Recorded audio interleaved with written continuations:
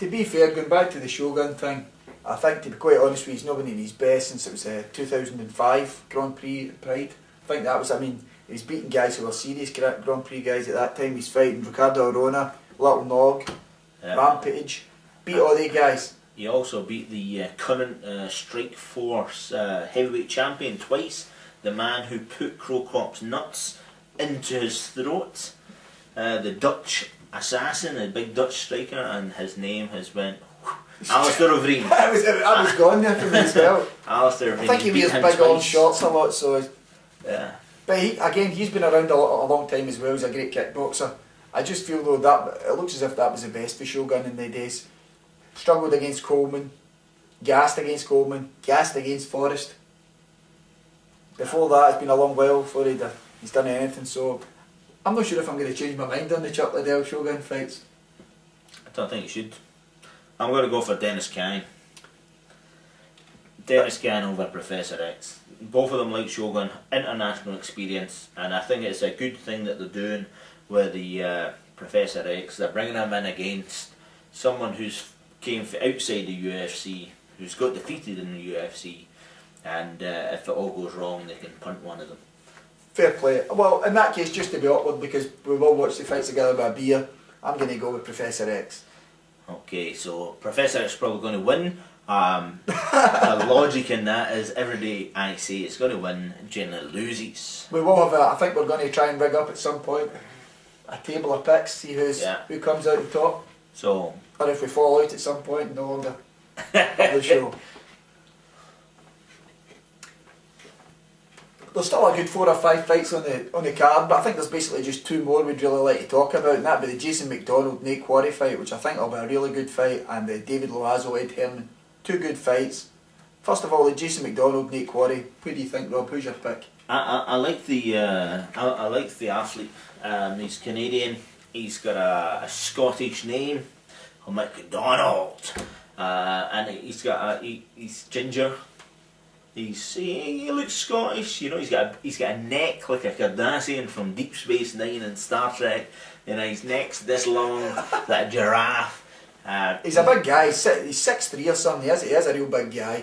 And the athlete, I think, is a name that is appropriate. He is a machine. He's been in deep water with getting choked out a couple of times and he's came back. I have seen him fighting Mr. International, Shawnee Carter, and Shawnee outpointed him, and I feel Shawnee was actually stepping up in weight. That was in TKO in Canada. I thought he looked terrible. I don't respect the guy's hands at all. He's got reasonable submissions.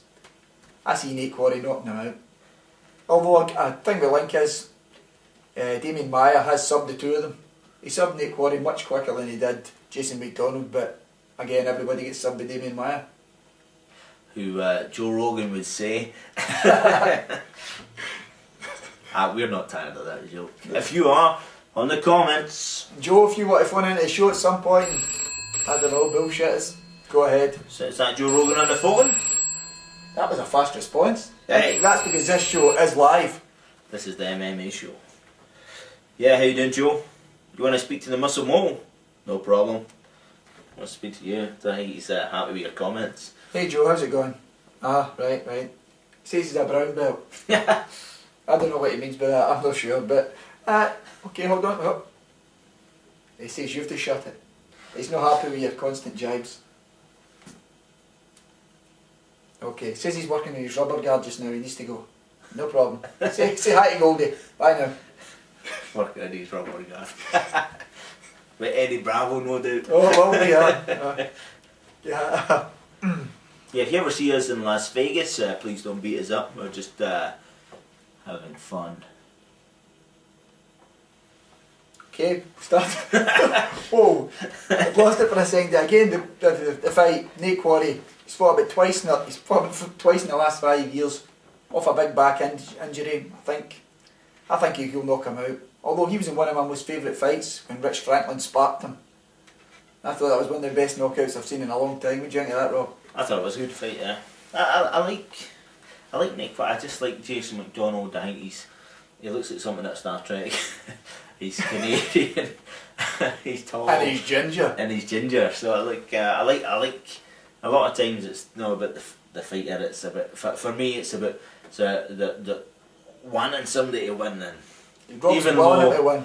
I don't think he is going to win, I would prefer Jason McDonald to. I've seen Nate Quarry in in fact, I've seen him in a Randy Couture Training vid. training video, whatever you want to call it. Again, we spoke to Randy earlier, obviously he'll probably send us a free copy of that now. Any of you guys out there, merchandise, whatever, you want to send it in, Yep. much appreciated. Robb's our merchandise man and sponsorship, you get in contact with him, Yep. he'll sort these out. It's Master Wang's distribution. Yeah, we can sort you out. In the mailbag. Thanks again. And the last fight we're probably going to talk about, not the last fight of the show, but just the last fight of UFC 97, it's going to be David Loazo, Ed Herman. Rob, what do you think? Well, to be honest with you, David Loazo, The Crow. yeah, the Crow. Well, as I was about to say, I don't actually know who this guy is, but as soon as you say the Crow, I know it's the black guy that has the big forehead. Rich Franklin beat him at the height of his powers. I think that was a great fight. He also seems to give up his back a lot. Gives up his back, doesn't usually get choked out, but again, a great striker. He's still playing his trade, I think, in Canada. He's not fought in the UFC for a long while. But the last time he fought in the UFC was UFC 96 in 2006, where he lost, obviously, and then he lost to Rich Franklin the same year. So he's been in Canada for a while, sparking out some Canadians. Good on him. I would quite like to do that myself. Again, Rob in the mailbag, they will be read. Oh aye, for sure. And you know, if you want to give us some vouchers, there's some poutine, chips, cheese and gravy and some Wilson beer. We love it. Yeah, we like Canadian food. Although we primarily drink Tennent's. Just not Canadian fighters. Yeah, we drink Tennent's lager, Scottish beer. Support the nation. Scottish and proud. The other fighter, another ginger. Yep. Ed Herman, short fuse. I like him. Do you like him? Yeah, Scottish roots. Well, he's coming off of 2 losses. I'm looking at my notes here, I don't remember the last one. Alan Belcher, he lost, unanimous decision. He's looking strong though, Alan Belcher. Alan Belcher's looking really... He's up and coming. That's fair enough. That was just last year. He lost it, well, this is turning into a recurring theme. He get tapped by Damien Maya, UFC 93 in round 2. Pretty much everybody's getting tapped. We need to roll with this guy, Damien Maya. Yeah, I think... he's getting hyped up too much. Exactly. Damien Maya is...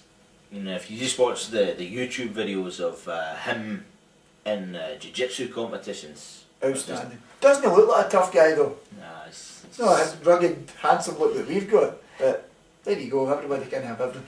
He's definitely a meat and 2 veg kind of guy that pours on the gravy and the peas. You know, I mean, sometimes Yorkshire puddings. We like our chuck. Yeah. Well, there is a few other fighters. I'm just going to list the rest of the fights in the UFC card, but we're not really going to bother talking about them. I think I'd just. Oh, do you like you're a Bocic fan? No, well, I'd just like to. Rio Shonen.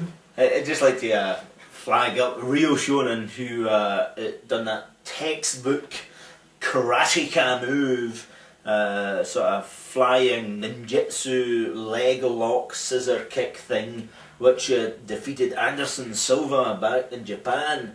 It's a long time ago. It was a long time ago, but it's... Who's TJ Grant? Is he up at the same level as the Spiders? No, TJ Grant. TJ Grant. He needs a big porntage. That's it, TJ Grant. You need a big porntage. You heard it here in the MMA show. Now, if you do it, we'll give you a t-shirt. By the way, their t-shirts aren't given, they're earned. Earned. Remember it. And for the best comment, we'll give you a t-shirt. Yeah. Sent to you, as long as you don't stay too far away, because we're getting eaten up with postage. Don't fuck this. But we'll give you a t-shirt. Yeah, we'll have the winner, picture of them, with the t-shirt on, every time. Pride of place. There we go. Can't say fair on that. Well, Rob, I think that's tied up pretty much UFC 97 Redemption. But there's some other stuff we could pretty much talk about. Things happening in MMA. Oh, plenty of stuff happening. We've got the rumour mills. Obviously, the main thing I think that I watched this week or so was the